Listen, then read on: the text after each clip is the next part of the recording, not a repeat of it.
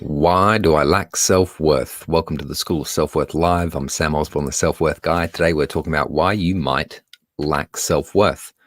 And if you remember one thing from this video, it's that you haven't discovered your central core value. You haven't discovered your core value.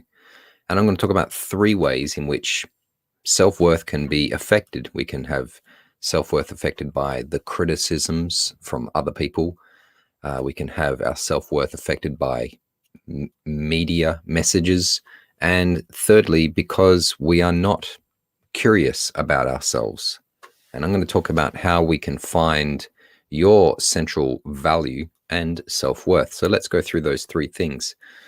So you might be thinking, okay, why do I lack self-worth? And it could be a lot of reasons, but I'm trying to talk here generally. So this might not apply to everyone, but it will give you some things to think about.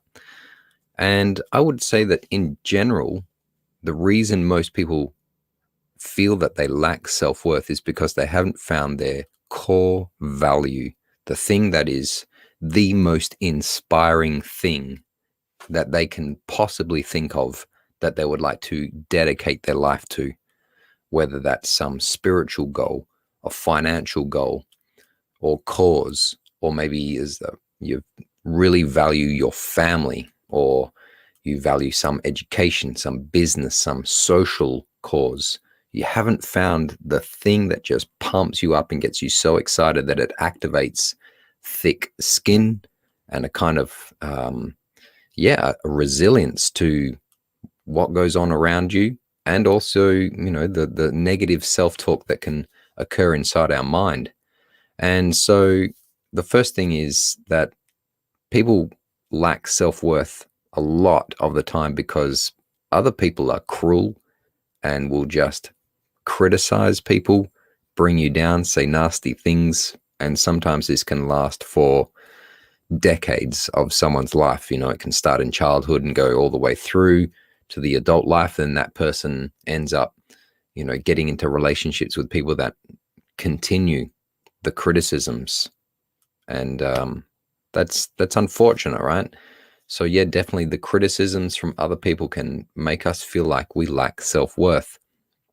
And the second thing is we can lack self-worth from media messages or marketing, advertising. So you look at a billboard and you see someone and you think, I don't have what they have.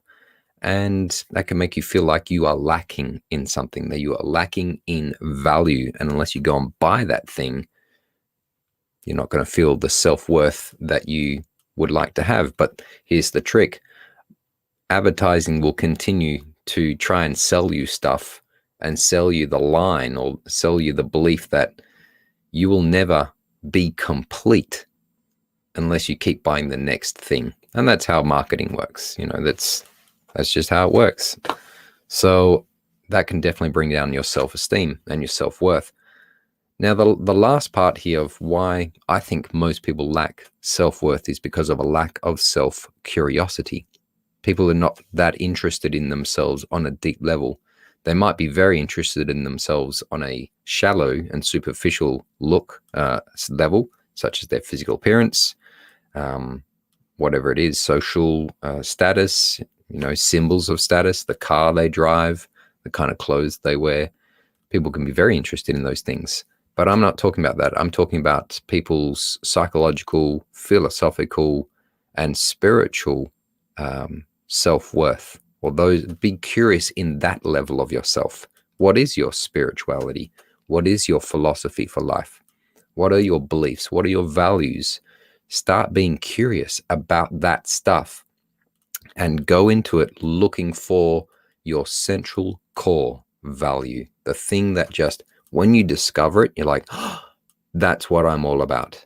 And that first realization kind of generates a radiating glow around you so that the criticisms of other people just no longer work on you. You just go, dude, get out of my way. I've got a mission now.